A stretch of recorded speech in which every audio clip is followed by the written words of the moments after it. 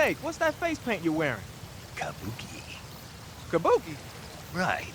It's used in traditional Japanese theater. Apparently, it gives whoever's wearing it some kind of mystical power. Get out of here.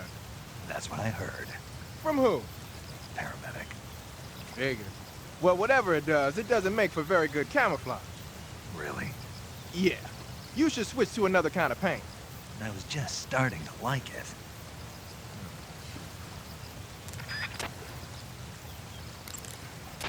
Ah, you're wearing the chocolate chip pattern. Chocolate chip? You mean this camouflage? Yeah. I've never heard of a camo pattern called that before. Yeah, I know. I just thought it up right now. The chocolate chip pattern is probably designed to provide cover in a desert environment. It should work best against a sandy or rocky background. Makes sense, but why'd you call it chocolate chip? 'Cause that's what it reminds me of. What? Those little round cookies the Major's always snacking on? They're not cookies, they're scones. Major! And it's not a snack, it's afternoon tea. Snack, tea, same thing? No, it's not. Look here, afternoon tea is a fine old English tradition. Uh-oh, here we go again. Talk to you later, Snake. The origins of afternoon tea go back to the Victorian era. Anna Maria, the 7th Duchess of Bedford, was...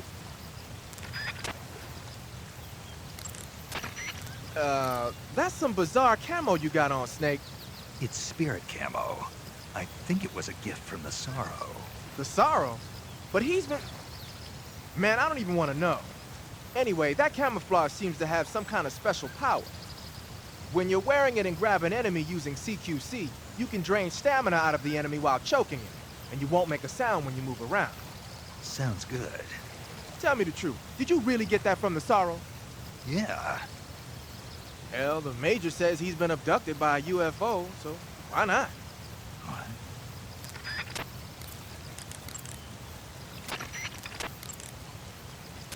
The Cynthia that Eva mentioned was a famous lady spy who worked for Britain during the Second World War. Her real name was Amy Elizabeth Thorpe. She was a lovely, intelligent woman, and she used those charms as a weapon to extract numerous secrets from the enemy. They say her most brilliant achievement was getting the French Vichy government's naval ciphers. But don't let yourself be taken in by Eva's charms. I'll be careful. I'll be your eyes. Makes me want to cry. Why's that? Reminds me of something a certain spy once said. His name was Oleg Penkovsky, a Western spy who worked inside GRU. He was arrested by the KGB and executed last year. They say he sent a letter to the DCI at the time saying, "I must remain on this front line in order to be your eyes and ears." His code name was Hero. A hero whose name will never be known. Yes. That's the world we live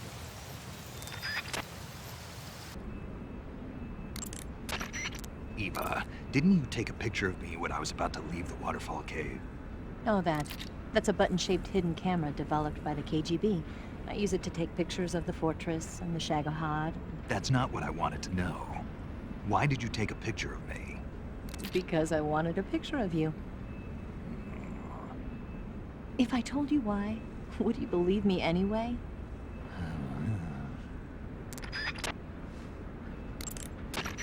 Snake, they know you disguised yourself as Rykov to get in last time. And besides, you lost the hat, so I don't think the disguise is going to work anymore.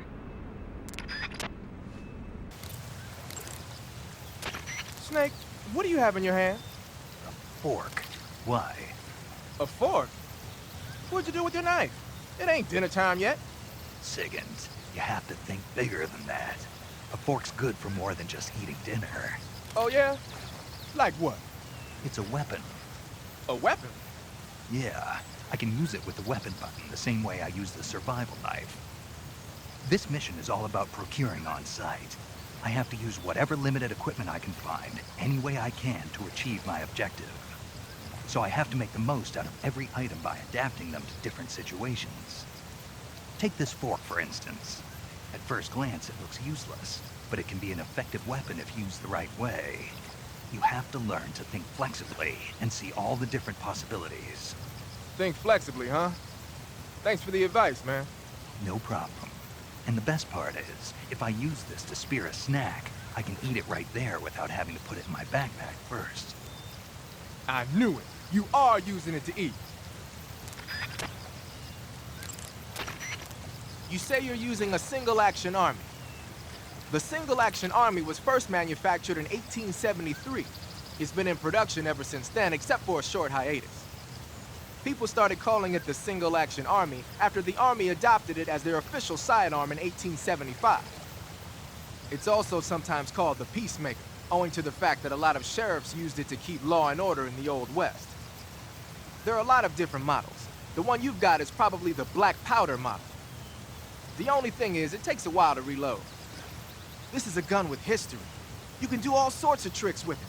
Why don't you practice with it for a while? Go into first-person view and use the right analog stick. I see you're equipped with a Scorpion.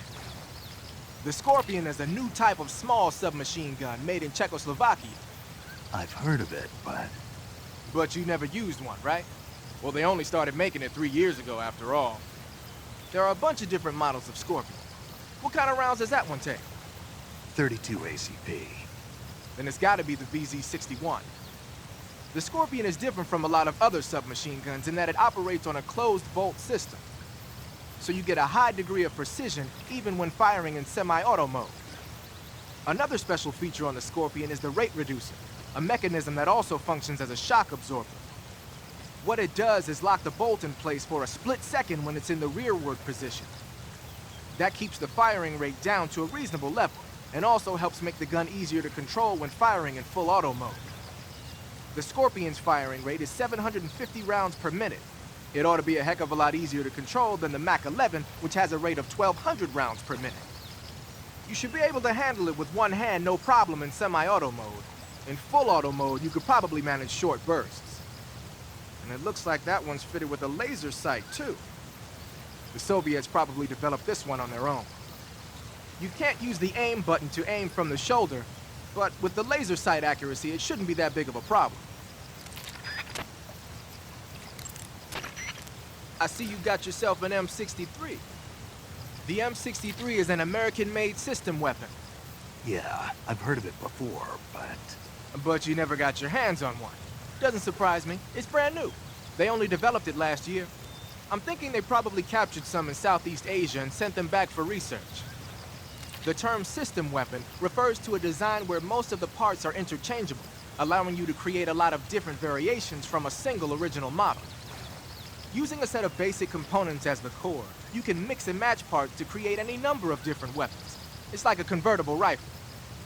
By switching barrels and magazines around, you can make everything from an assault rifle and a carbine to a light machine gun and even a belt-feeding medium machine gun.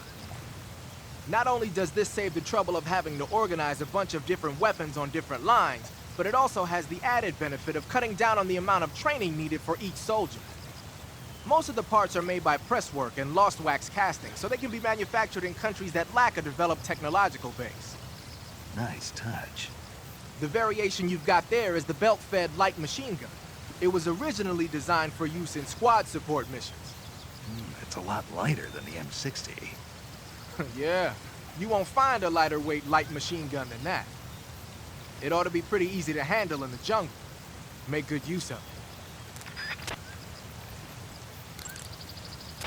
You're using a Mosin Nagant? Yeah, it's what the End was using. I see. The M1891-30 Mosin Nagant is a real beauty of a bolt-action sniper rifle. It's been in use since World War II. Mosin Nagants are created by selecting the best-made weapons out of the regular M1891-30 rifle production line for their high precision, and upgrading them to sniper rifles. They add an optical sight, make the trigger pull lighter, bend the charging handle underneath, that kind of stuff. The Mosin Nagant has been known far and wide since the war for its superior capabilities. They were so highly valued that a lot of German snipers on the Eastern Front preferred to use captured Mosin Nagants instead of their own rifles. It looks like the End took the one he'd been using since the war and modified it to fire tranquilizer rounds. Yeah, it's also been fitted with a folding stock and a pistol grip. Maybe for parachute jumps? Well, I don't know why he did it, but that's the tool of a legendary sniper. It's gotta be a fine piece of work. But remember, the Mosin Nagant is a bolt-action rifle, so you'll have to load a new tranquilizer round into the chamber by hand every time you fire. That means no repeat firing. One shot, one kill. When you equip a sniper rifle, you'll go straight into first-person view.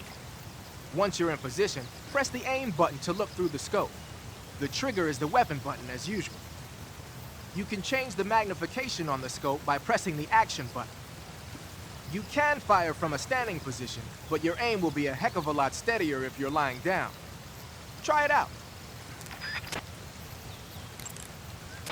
You're using an RPG-7, huh?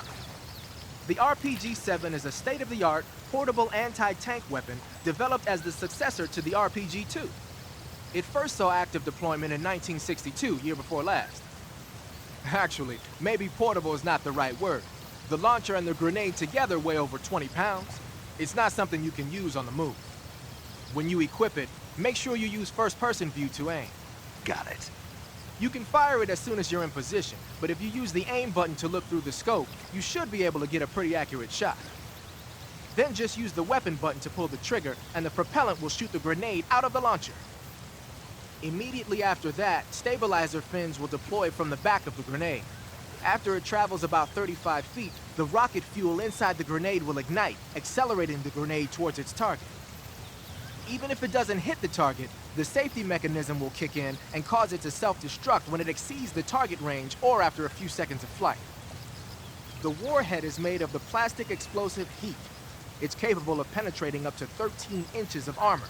That should be enough to shoot down a heavily armored attack chopper. Oh, one more thing.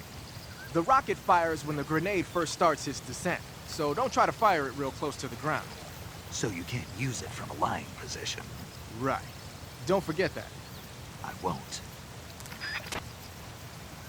Snake, have you seen The Magnificent Seven? Sorry. It's a remake of the Japanese classic The Seven Samurai, only in a Western setting. This tiny Mexican village is attacked every year by bandits.